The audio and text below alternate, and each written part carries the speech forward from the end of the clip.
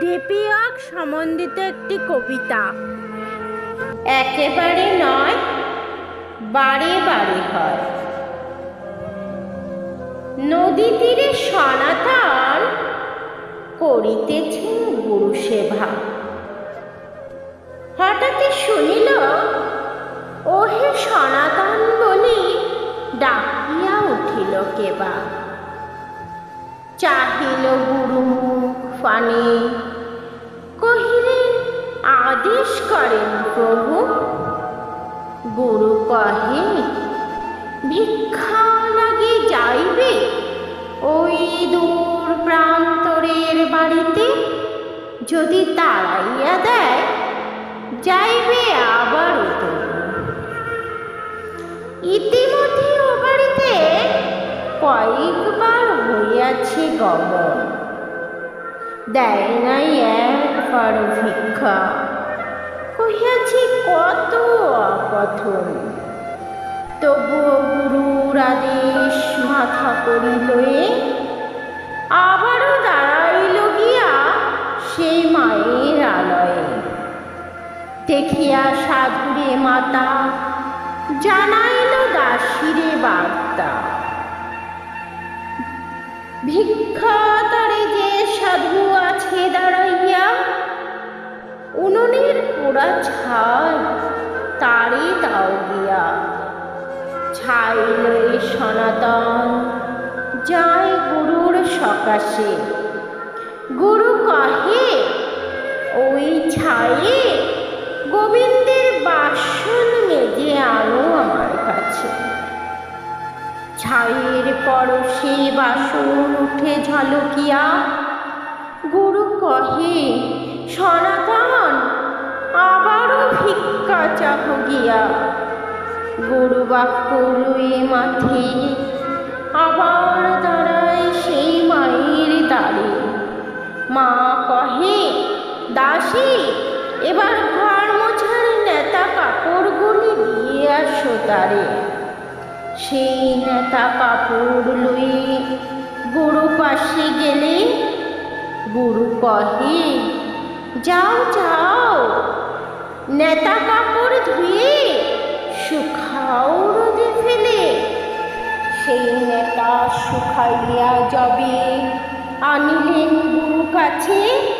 গুরু কহে এ কাপড়ের পলতে দিয়ে প্রদীপ জেলে আজ গোবিন্দ মন্দির সাজবে যে।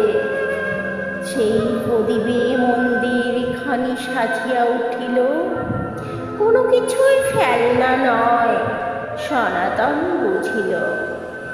আবারও ডাকিয়া গুরু কহে সনাতন আর একবার দাঁড়াও গিয়া মায়ের আলোয়, করো ভিক্ষার নিবেদন। গরু বাক্য লয়ে মাথে আবারও দাঁড়াইল গিয়া।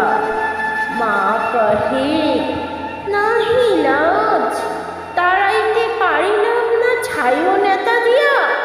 আজ একেবারে দিব তাড়াইয়া।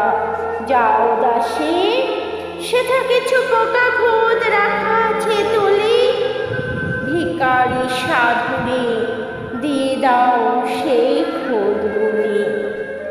পোকা খোদ রে সাধু নিয়ে যায় গুরু কাছে। গুরু কহে এই তো যাও, এই খুদ ধুইয়া পরিষ্কার করে করিয়া যতন।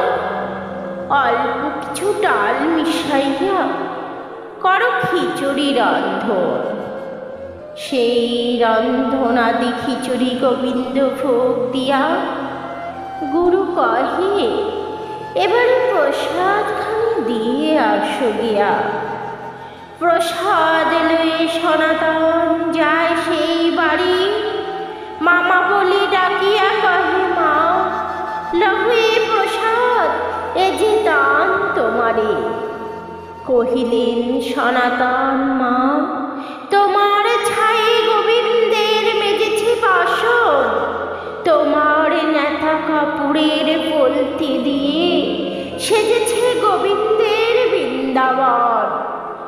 আজ তোমার ওই দানের এক মুঠো খুদে প্রসাদ প্রস্তুত প্রস্তুত হলো।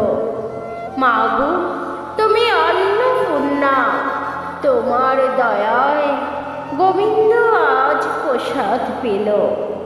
শুনি মাতা কহে, এ সাধুর নাই লজ্জা, এ প্রসাদ খাইব আমি। ভাবিল কেমনই এত স্পর্ধা। দিল তাড়াইয়া সাধুরে যখন, সাধু ঘরের জানালা দিয়া প্রসাদ খানি করিয়া রাখিল বন্ধন। হেনকালে বাড়ির কর্তা প্রবেশিল ঘরে, প্রসাদের গন্ধ পাইয়া থাকিতে না পারে। আসিয়া প্রসাদ লয়ে নিজে দেন মুখে, ডাকিয়া পরিবারের অন্যান্যদের প্রসাদ খাওয়াইল খুঁজে খুঁজে। খাইয়া প্রসাদ খানি অমৃত সম, শোধাইলেন কোন মন্দিরের প্রসাদ কর্তা, এমন সুস্বাদু প্রসাদ, হৃদয়ে শান্তি হইল মম। কর্তা কহে, নাহি জানি নাহি জানি, ছিল জানালায় বাধা। শুনি কহে, এ প্রসাদ পোকা খুদের, এত অমৃত প্রসাদ কেমনই হইল রাধা। সেই হতে সেই মার চক্ষু খুলিয়া গেল, সনাতন গোস্বামীরে গিয়ে চরণে ধরিল। কৃষ্ণ ভক্তি উদয় হইল সেই মার তার পরিবারের মনে। আশ্রম এক নির্মাইল সনাতনের উদ্যানে।